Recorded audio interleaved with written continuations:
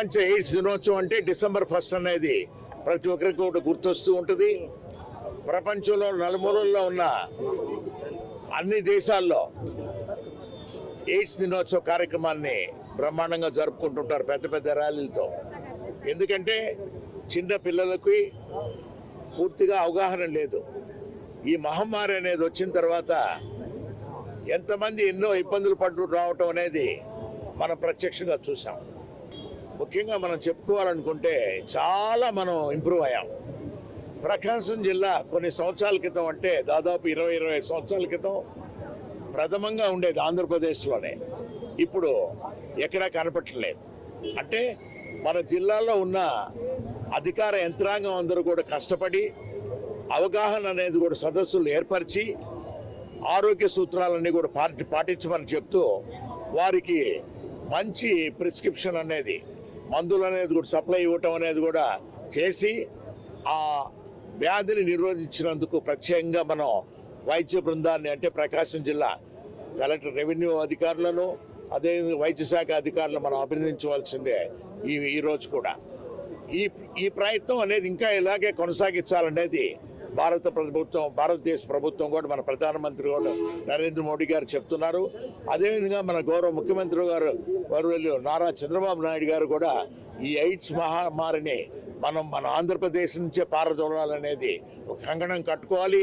ఈరోజు ఒక ప్రతిజ్ఞ కూడా చేయాలనేది అందరికీ సూచనలు ఇచ్చారు. కాబట్టి ఇది మంచి కార్యక్రమాన్ని ఈరోజు మన డిఆర్ఓ గారు, రిమ్స్ సూపరింటెండెంట్ గారు, డిఎంహెచ్ఓ గారు, అందరూ డాక్టర్ల బృందం అందరూ కూడా మరొకసారి వారందరికీ కూడా అభినందనలు తెలుసుకుంటూ బాగుంటు కుటుంబం తరఫున ప్రత్యేకంగా మీ అందరికీ కూడా ఎయిడ్స్ ర్యాలీని జయప్రదం చేయండి.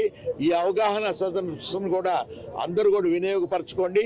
ఈ ఎయిడ్స్ మహమ్మారిని మనం పారదోలవలసిందిగా కోరుకుంటూ ఉన్నాం. Thank you. ప్రపంచ ఎయిడ్స్ దినోత్సవం మన ఆనరబుల్ ఎంపీ గారు హాజరై జెండా ఊపి ఈ ర్యాలీ కార్యక్రమాన్ని ప్రారంభిస్తూ ఉన్నారు. ఎయిడ్స్ మహమ్మారి ఒకప్పుడు మన దేశాన్ని కాకుండా ప్రపంచాన్ని కూడా బాగా గడగడలాడించినటువంటి ఒక సామాజిక సమస్య. ఈ సమస్యను ఎదుర్కొని ఒక విజయవంతమైనటువంటి బాటలో పయనిస్తూ ఉన్నారంటే మన హెల్త్ డిపార్ట్మెంటు, తర్వాత రెవెన్యూ డిపార్ట్మెంటు అందరూ కూడా సహకరించి అవేర్నెస్ ప్రోగ్రామ్స్ ఆయా గ్రామాలలో తర్వాత మండలాల్లో కండక్ట్ చేసి దీనిని ఈ స్థాయికి తీసుకొని వచ్చారు.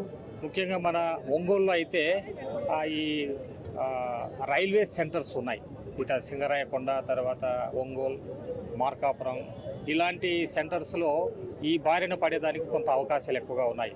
అటువంటి మారుమూల ప్రాంతాల్లో కూడా మనం కాన్సంట్రేషన్ చేసి భవిష్యత్తులో ఇలాంటి బారిన పడకుండా మనందరినీ అంటే మనల్ని మనమే కాపాడుకోవాల్సినటువంటి పరిస్థితి.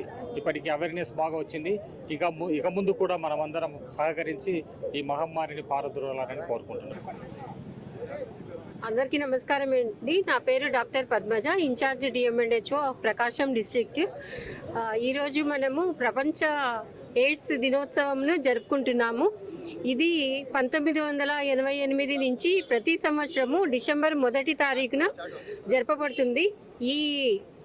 ఈరోజు ముఖ్య ఉద్దేశము ఏమి అంటే ప్రజలందరికీ ఈ వ్యాధి గురించి అవగాహన కల్పించడము.